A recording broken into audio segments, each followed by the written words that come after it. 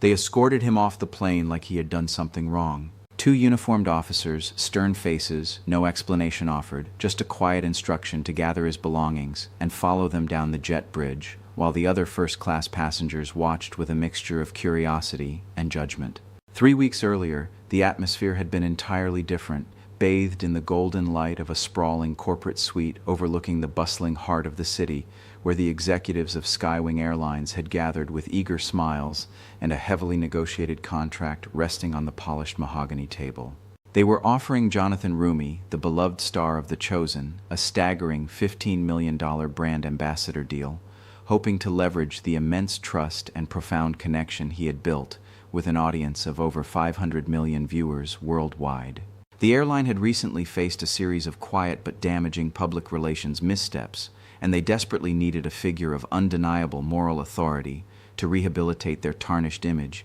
and project an aura of compassion and integrity. Jonathan, however, was not a man who allowed the sheer magnitude of a financial offer to blind him to the deeper responsibilities such a partnership entailed, possessing a rare and unyielding commitment to authenticity that demanded he look beneath the glossy surface of corporate promises. He listened patiently as the chief executive officer outlined the lucrative terms, detailing the equity participation clauses, the extensive billboard campaigns, and the carefully curated public appearances. But a quiet voice of skepticism lingered in his mind, prompting him to ask a simple yet profound question about how the airline treated its most vulnerable passengers when the cameras were turned off. The executives offered rehearsed platitudes about customer service and systemic excellence, their words slick and polished, but Jonathan remained unconvinced, deciding in that very moment that before he signed away his name and reputation to an institution, he needed to experience their true corporate culture firsthand, stripped of his celebrity status and the protective bubble of wealth. He devised a daring undercover plan, a deliberate test of character that would expose the raw, unfiltered reality of Skywing Airlines, choosing to book a first-class ticket on a transcontinental flight not under his famous moniker, but as an ordinary, unremarkable traveler. When the day of the flight arrived, Jonathan meticulously transformed his appearance, shedding the tailored suits and recognizable grooming of a global star, opting instead for a faded, oversized hoodie, a pair of scuffed and worn boots, and a simple baseball cap pulled low over his eyes, effectively becoming a ghost in the system, a man whose outward appearance suggested a lack of means and influence. He navigated the crowded terminal, observing the subtle shifts in how people interacted with him, the slight dismissals, the averted gazes, the unspoken judgments that marginalized individuals endure every single day, his heart heavy with the realization of how deeply classism permeates the mundane rituals of travel. Despite possessing top-tier pre-check clearance, he was subjected to an unusually long and invasive secondary screening at the security checkpoint, the agents treating his quiet compliance with a thinly veiled suspicion that only deepened his resolve to see the experiment through to its conclusion. Boarding the aircraft, Jonathan took his seat in the luxurious first-class cabin, an environment designed to pamper and soothe, yet almost immediately the atmosphere grew tense as the flight crew, failing to recognize the man behind the worn clothing, began to exhibit a shocking pattern of discriminatory microaggressions. The lead flight attendant, a woman whose forced smile never quite reached her eyes, repeatedly bypassed him during the pre-flight beverage service, offering warm greetings and champagne to the sharply dressed businessmen surrounding him, while pointedly ignoring his polite attempts to request a simple glass of water. When meal service commenced, the cruelty escalated from mere neglect to active contempt, as Jonathan was unceremoniously handed a plate of cold salmon, the presentation sloppy and the food nearly inedible, a stark contrast to the steaming, beautifully plated meals served to his affluent-looking neighbors. He watched, documenting every slight in his mind, as the crew whispered among themselves, casting disparaging glances in his direction, their behavior a glaring manifestation of a toxic culture that valued passengers solely based on their perceived socioeconomic status,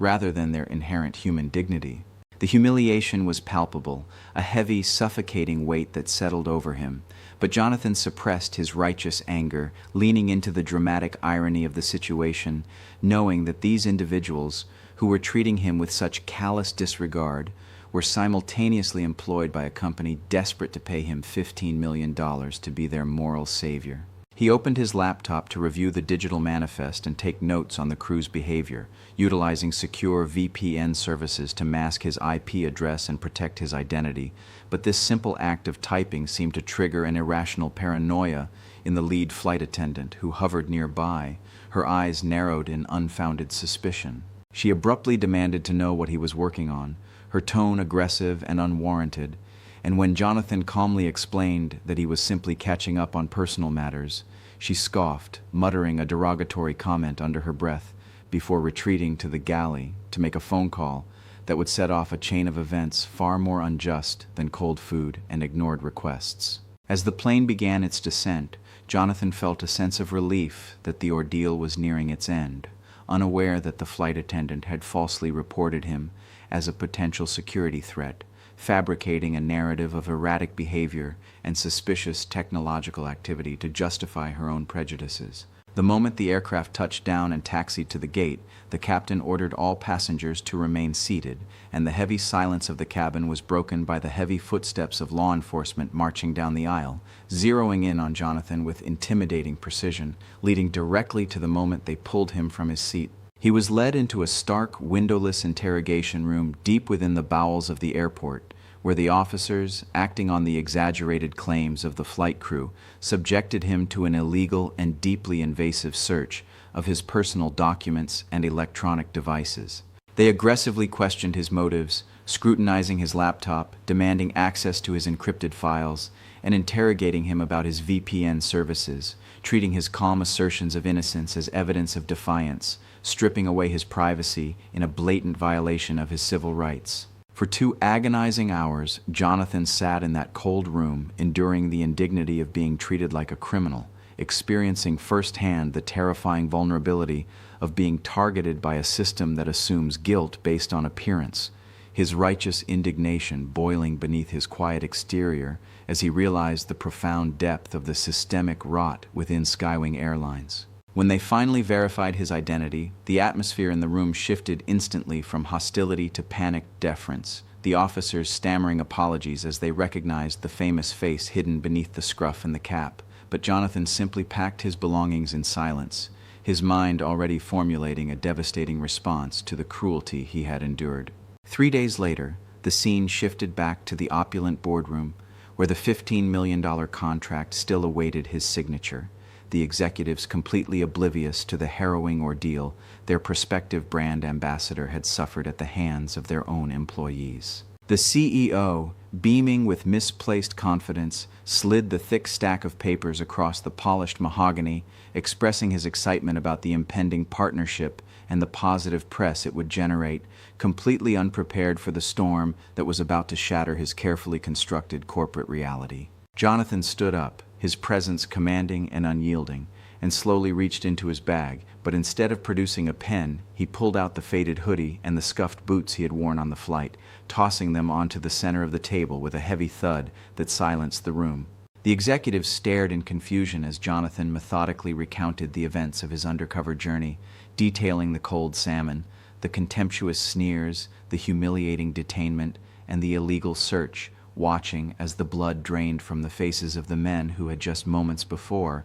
been praising their airline's commitment to excellence. He revealed that he was the unnamed passenger who had been targeted, harassed, and escorted off their aircraft like a criminal, utilizing the dramatic contrast between his $15 million power and his perceived worthlessness on the flight to expose the undeniable hypocrisy of their brand. The boardroom erupted into a chaotic chorus of apologies and excuses, the CEO desperately attempting to salvage the deal by offering to immediately fire the specific crew members involved and even suggesting a substantial increase in the financial compensation, framing it as a misunderstanding that could be quietly swept under the rug. But Jonathan, operating from a place of unshakable moral authority, flatly refused the hush money, his voice ringing with absolute clarity as he demanded not just a superficial apology, but a complete and total overhaul of the airline's toxic corporate culture. He laid out a series of high-stakes ultimatums, declaring that he would only sign the contract if Skywing Airlines agreed to a grueling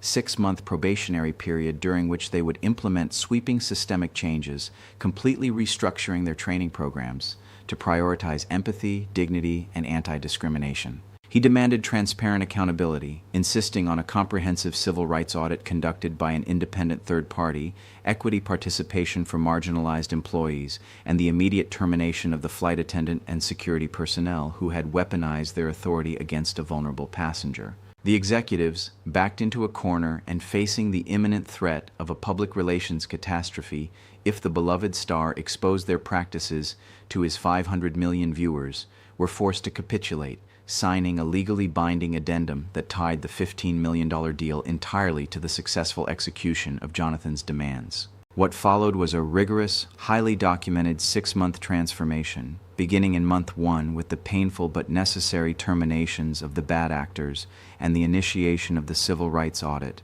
which exposed deeply ingrained biases across the company's operational protocols. By month 3, the restructuring was in full swing, with every single employee, from the baggage handlers to the executive board, undergoing intensive, immersive empathy training designed to dismantle prejudices and foster a genuine culture of respect and compassion. Jonathan remained deeply involved, using his platform not for self-promotion, but to monitor the airline's progress, reviewing the audit reports, speaking directly with marginalized employees, and ensuring that the promises made in the boardroom were translating into tangible, everyday actions. As month 5 approached, the internal metrics began to reflect a profound shift, with customer complaints regarding discriminatory behavior plummeting and employee satisfaction scores reaching unprecedented highs, a testament to the fact that when forced to confront their own cruelty, institutions can be compelled to change. Finally, at the end of the 6-month probationary period, Jonathan undertook one last validation flight, once again donning the worn hoodie and the scuffed boots, stepping onto a Skywing aircraft to test whether the systemic changes had truly taken root or if it was all just corporate theater. This time, the experience was radically different. He was greeted with genuine warmth, offered assistance without hesitation, and treated with the exact same dignity and respect as the wealthy businessmen seated nearby, the crew demonstrating a true behavioral shift that proved the culture had been fundamentally transformed. Jonathan's righteous anger had not been used to secure a personal payout, but to force genuine accountability, standing as a powerful reminder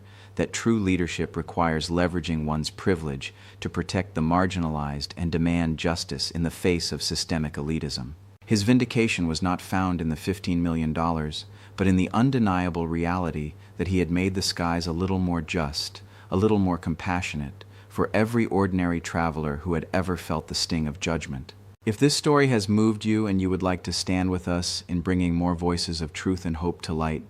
please consider supporting our work. Even the smallest gift helps us continue creating and sharing these powerful stories. You can find the donate link in the description. And of course, don't forget to subscribe so you won't miss the next chapter we are preparing for.